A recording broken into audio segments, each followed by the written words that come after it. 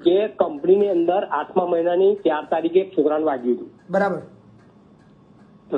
વાગ્યું હતું એટલે 8મા મહિનાનો આખો પગાર એ લોકોએ આલ્યો નહીં. બરાબર છે. અને આ બીજો 9મો પણ મહિનો જતો રહ્યો, પરંતુ એ છોકરાને પગાર ચૂક્યો નહીં. મેં કંપનીમાં વાત કરી મેનેજર જોડે, મકુ તમે ભાઈ પગાર આલો ને આ છોકરો ખાશે હું પગારવાના. એમને એવું કીધું કે ESI મંજૂર થવા દો, પછી તમારો પગાર નાખે તો ESI મંજૂર થવા દેવાનું આવે કે કંપની નાખે. બરાબર છે.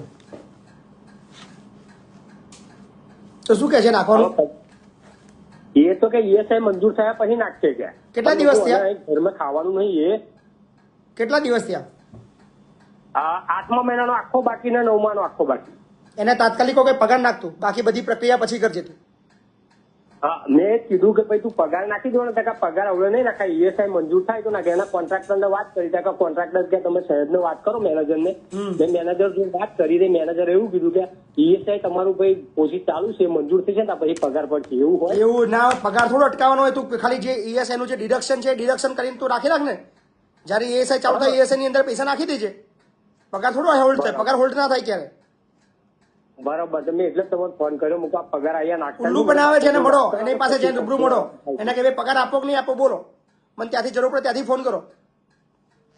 ચોક્કસ હું જાઉં કંપની. જી અત્યારે જ જાઓ તાત્કાલિક. એમને કહેજો મહિપતસિંહ મેં ફોન કર્યો છે, મહિપતસિંહ તાર મોકલ્યો છે, પગાર આપો કે નહીં આપો એવું કહો.